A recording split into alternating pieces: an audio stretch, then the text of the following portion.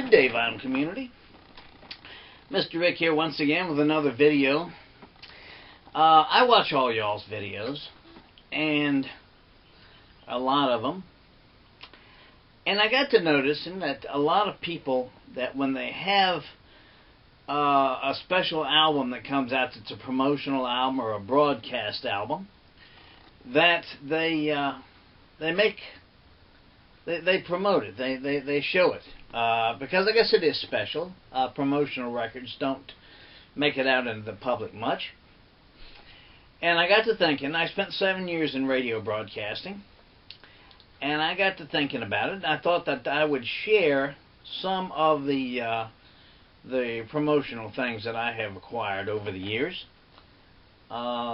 Special radio programs. Mostly, radio stations throw records out like grocery stores throw out food.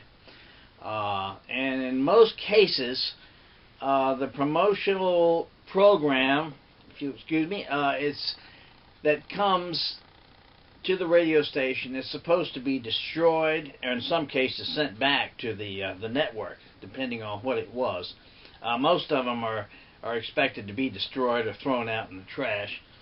And over the years I acquired some of them, and that's what I want to share with you. Some of the special radio programs that I acquired over the years, and I'll get to this one right away. This is American Top 40 with Shadoe Stevens. I'm sure everybody's heard of that, and everybody's listening to it. Back in 1991, it came out on compact disc back then, when I was working at a radio station. Here's the log. It comes with a log. Each one of these comes with a special log, and so you can follow along with the program and know exactly when to insert the commercials that you're supposed to insert.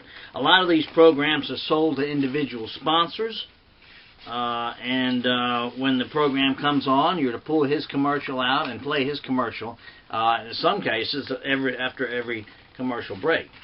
But there's the American Top 40 with Shadoe Stevens, and that's from the air date of April the 20th or 21st of 1991.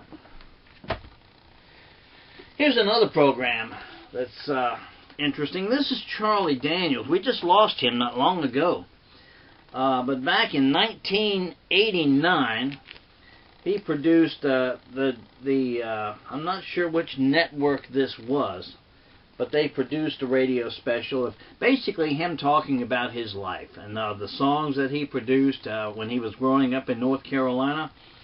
And there's a lot of his hits on it up to 1989, and a lot of good music, as well as a good, fascinating story about Charlie, how he got started and everything. There's the back of it.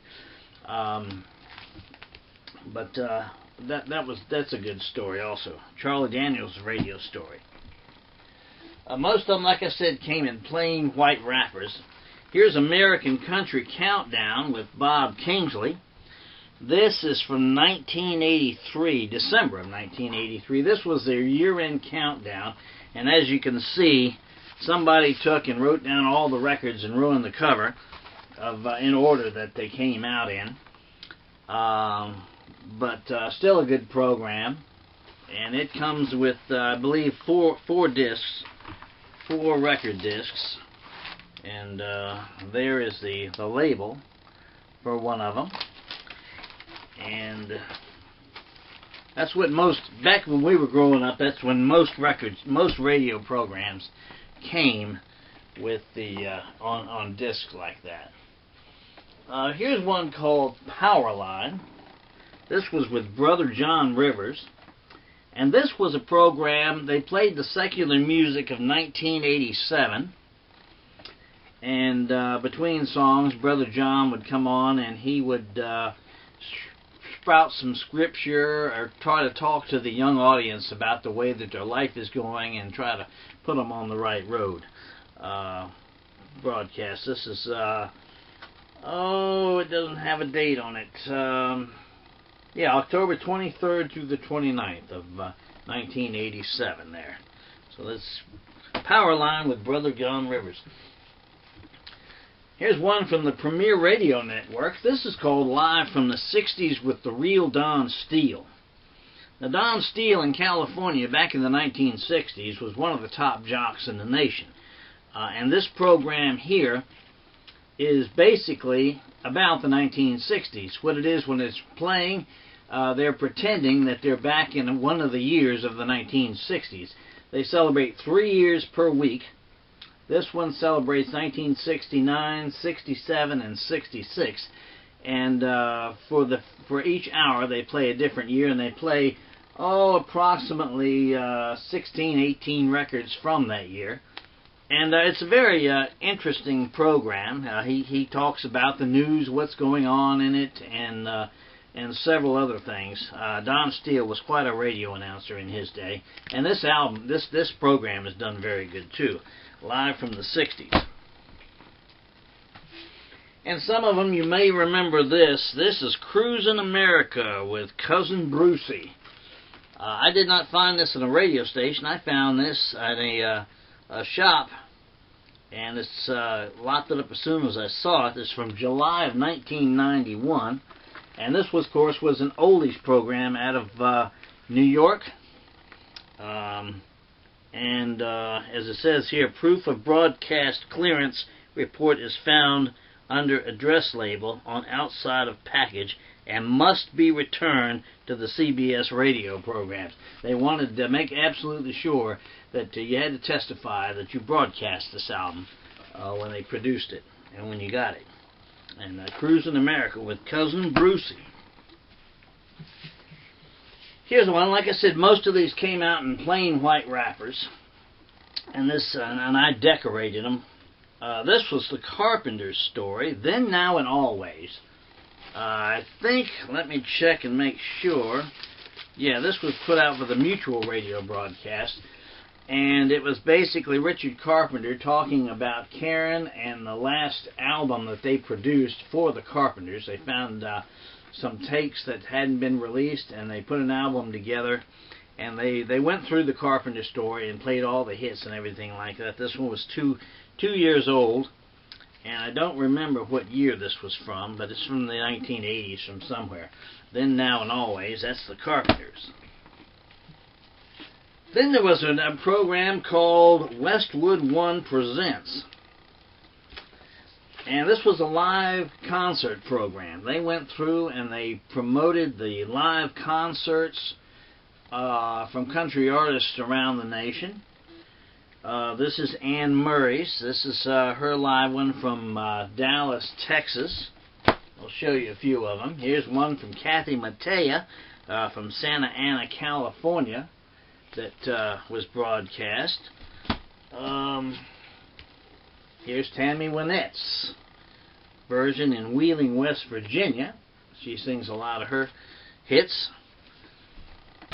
And here's one from George Jones from 1990. His live concert from Orlando, Florida. These, of course, records were never released on commercially.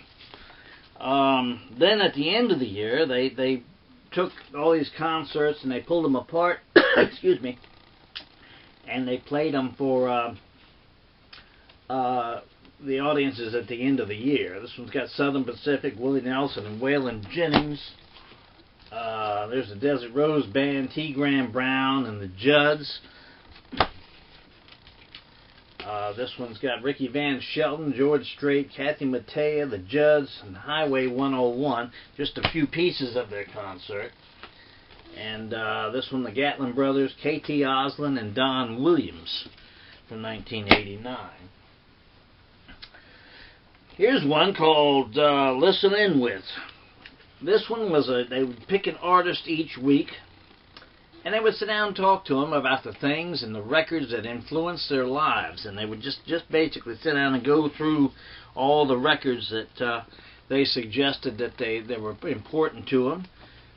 This was Skip Ewing, and they talked just a bunch of stuff about the people that influenced them, like I said, and some of the great artists of their day and people that they want to meet and things of that nature. And that was a good program. And last but not least, go back to 1960. This is the original Jim Reeves cover that people bought in the store. He'll Have to Go was a million seller, of course. But this is what the radio stations received. This is the broadcast album of Jim Reeves and He'll Have to Go. And it's got different artwork, different paintings, and of course you can see the radio station music director lined up all the songs that they wanted the jocks to play off of this album. And that's quite interesting that they would completely do the artwork over back then.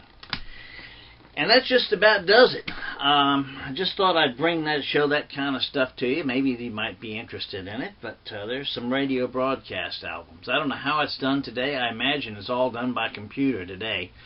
It's probably saved a computer and played off of a computer, because they don't play records over the air anymore, and I'm not even sure if they play compact discs. It's been 30 years since I've been in radio.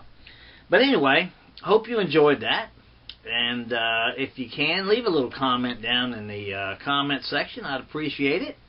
And until we meet you again, this is Mr. Rick saying, if the good Lord's willing and the creeks don't rise, we'll see you before long.